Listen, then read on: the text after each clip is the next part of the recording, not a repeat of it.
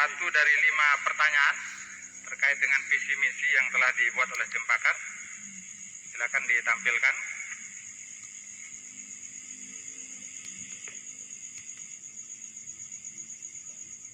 Paslon nomor urut 4. Silakan. B. Paslon nomor urut 4 mengambil B.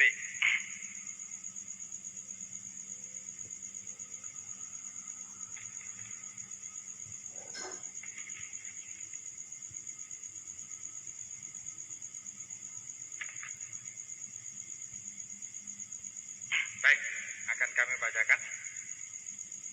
Pertumbuhan jumlah kendaraan di NTB terbilang cukup fantastis.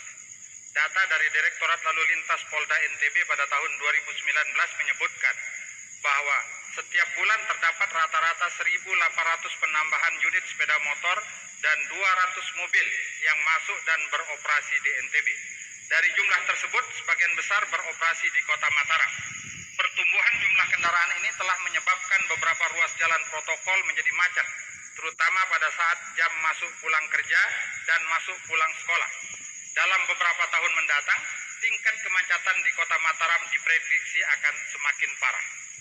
Pertanyaannya, dalam program kerja yang saudara tawarkan menyebutkan akan membangun tata kelola kota yang terintegrasi dan nyaman.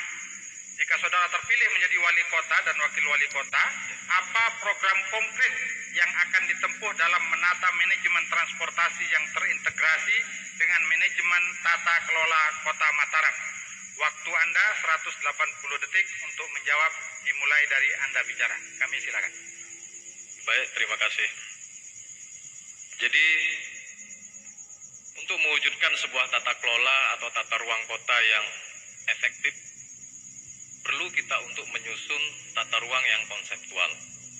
Oleh sebab itu, pertumbuhan penduduk, pertumbuhan kendaraan, pertumbuhan mobilisasi aktivitas masyarakat itu tidak akan bisa terelakkan. Karena ini adalah konsekuensi daripada sebuah perkotaan.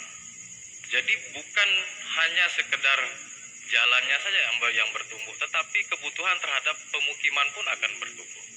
Nah, oleh sebab itu, ada beberapa pendekatan yang akan kami lakukan untuk bagaimana kita menyusun tata ruang yang konseptual. Pendekatannya ada hanya 3. Di dalam tata ruang itu nanti kita akan mengintegrasikan sistem transportasi kita. Karena itu adalah aspek pendukung daripada tata ruang tersebut. Sehingga apa? Kita perlu untuk melakukan polarisasi terhadap beberapa kawasan, sehingga aktivitas masyarakat itu tidak banyak hilir mudik di tengah jalan. Nah, oleh sebab itu bukan hanya sekedar kita membuka ruang jalan baru saja sebagai solusi untuk mengatasi kemacetan, tetapi melakukan penataan terhadap kawasan-kawasan tertentu yang menjadi bagian daripada kebutuhan masyarakat di sana, sehingga konsentrasi masyarakat terpusat pada satu kawasan.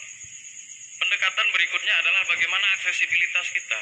Warna sebuah kota itu adalah trotoar, ya. Bagaimana tetapi kebutuhan terhadap hak-hak pejalan kaki yang ada di Kota Mataram. Kita tidak hanya berbicara dari sisi transportasi kendaraan, tetapi bagaimana hak-hak pejalan kaki yang menurut undang-undang itu adalah paling tinggi yang harus dilindungi di setiap perkotaan dimanapun. Belum lagi kita berbicara bagaimana aksesibilitas untuk kaum disabilitas.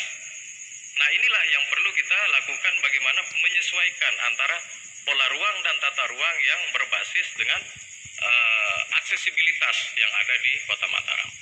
Lalu yang ketiga, pendekatannya adalah bagaimana kita mampu untuk memberikan fasilitas terhadap kebutuhan-kebutuhan masyarakat secara psikologis melalui berbagai macam kebutuhan-kebutuhan yang disiapkan di ruang-ruang publik atau open space yang ada di Kota Mataram, yang saat ini kami masih merasa sangat kurang.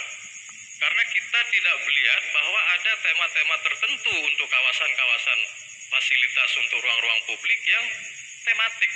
Kita di sini belum mempunyai, contoh saja RPTRA, ruang publik terhadap ramah anak, itu belum ada di Kota Mataram. Sehingga itu adalah salah satu bagian tersendiri dari fasilitas yang harus kita lengkapi di Kota Mataram ini. Sehingga kalau 3 pendekatan kita untuk melakukan penyusunan tata ruang secara teknis bisa kita integrasikan, maka akan menghasilkan tata ruang yang konseptual. Belum lagi kita akan melakukan pendekatan secara historis, sejarah, dan lain sebagainya. Terima kasih. Baik, terima kasih.